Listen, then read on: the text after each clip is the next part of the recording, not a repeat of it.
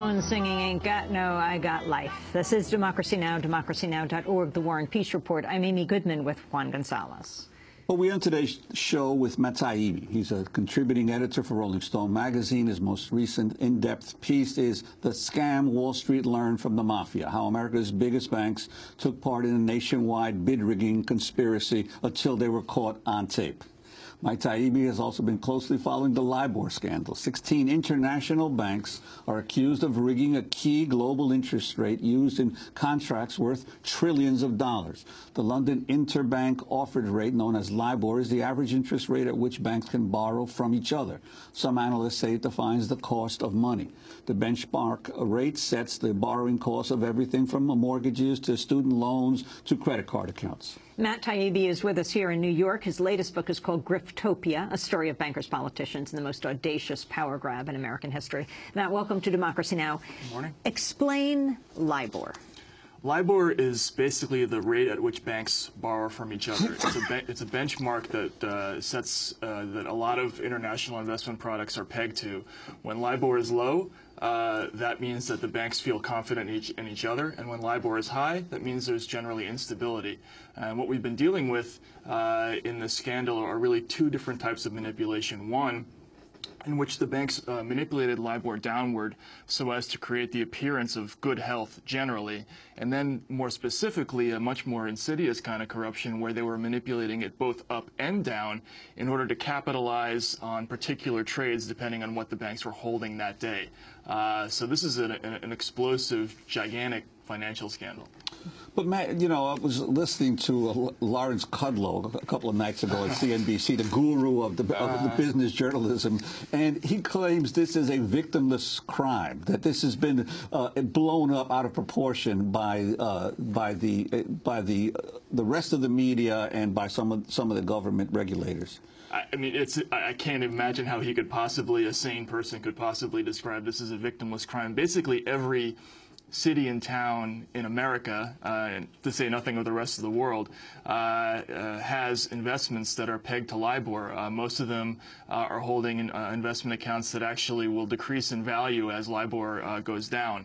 I think that's what most people don't understand, that they say, well, if the interest rate goes down, that means you're paying less. But they don't understand the interest swaps that have occurred with many of these governments. Right. Most individuals think of it in terms of their own mortgages or their own credit cards, and it's true.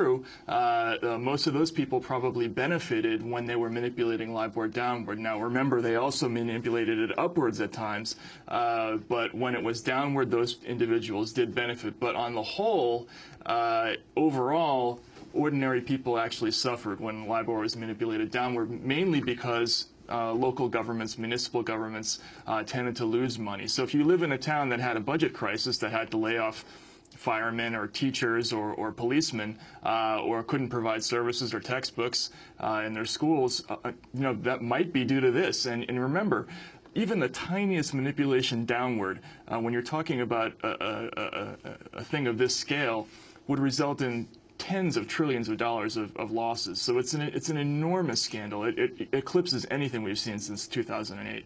Matt, on Wednesday, U.S. Treasury Secretary Tim Geithner defended himself against criticisms that regulators should have done more to address concerns over the credibility of the LIBOR interest rate. We acted very early in response to concerns that the process used to set this rate was impaired and flawed and vulnerable to misrepresentation. We were worried about it. We were concerned about it. I took the initiative to brief the entire U.S. regulatory community on this at a very early stage, early May. My staff then briefed the SEC CFTC. We brought it to the attention of the British and took the exceptional step of putting in writing to them a detailed set of recommendations that revealed the extent of the concerns in that context. And the U.S., to its credit, set in motion at that stage a very, very powerful enforcement response, the first results of which you've now seen. That's Treasury Secretary Tim Geithner. Matt Taibbi, your response.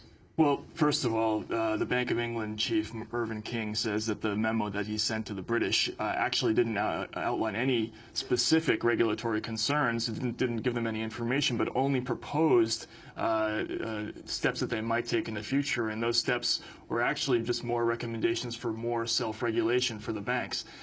My question is, if the Bank of England and the Fed knew about this activity dating back to 2008, why was nothing done? Why were there no criminal investigations until now? Why did the rest of us not hear about it? This is information that should be pertinent to everybody who makes investments, but it was kept secret from everybody.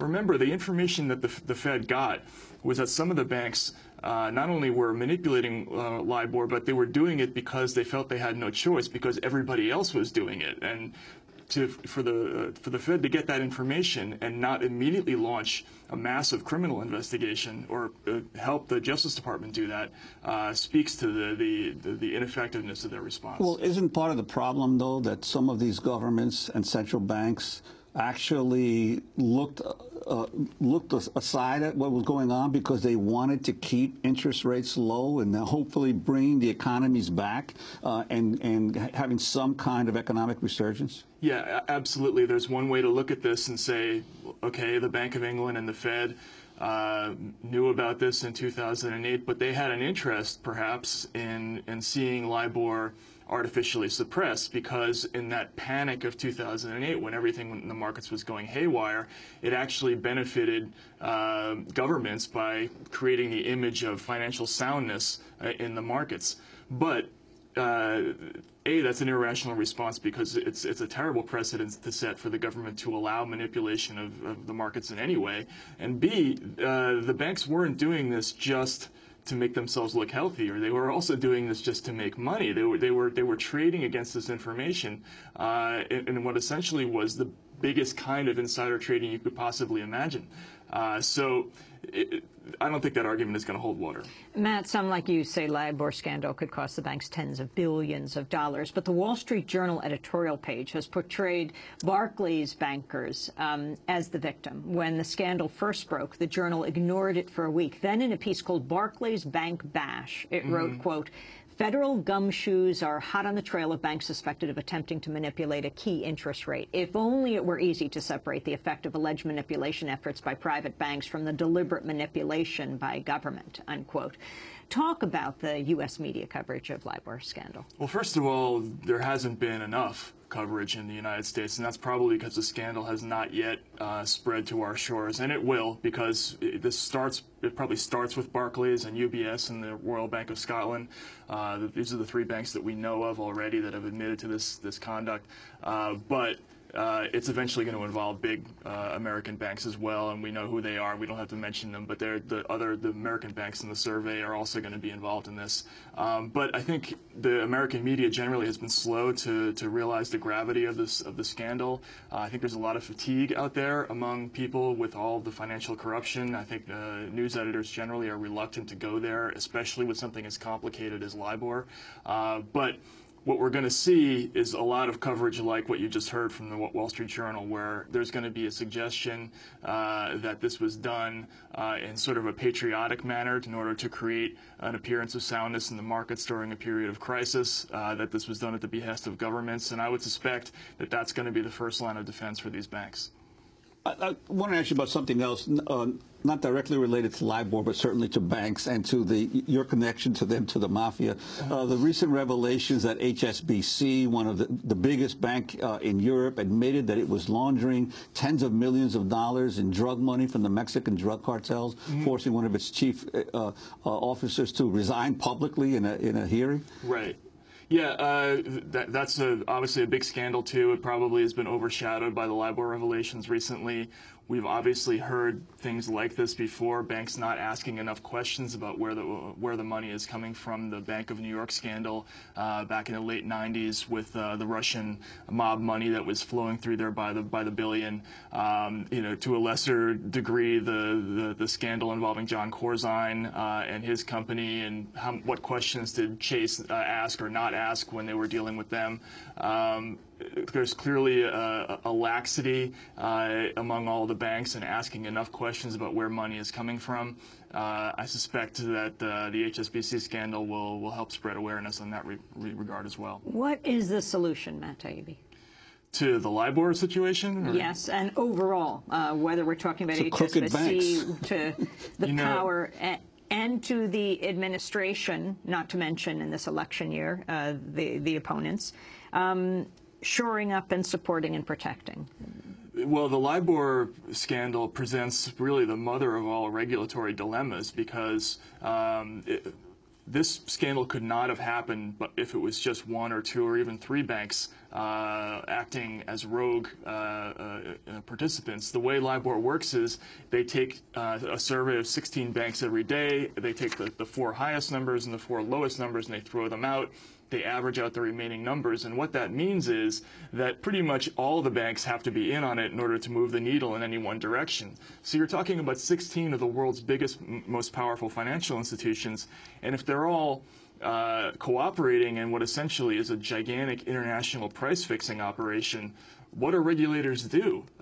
Fines are clearly not going to be sufficient. Even if they pursue criminal investigations and jail a few of the traders, that's really not going to be sufficient either. So it really poses a tremendous question. What are they? They're going to have to revoke some kind of privileges to all of these banks, and that will really result in a massive shakeup of the entire financial system. We're going to do part 2 online at democracynow.org, and particularly talk about your latest piece, The Scam Wall Street Learned from the Mafia, How America's Biggest Banks Took Part in a Nationwide Bid Rigging Conspiracy Until They Were Caught on Tape.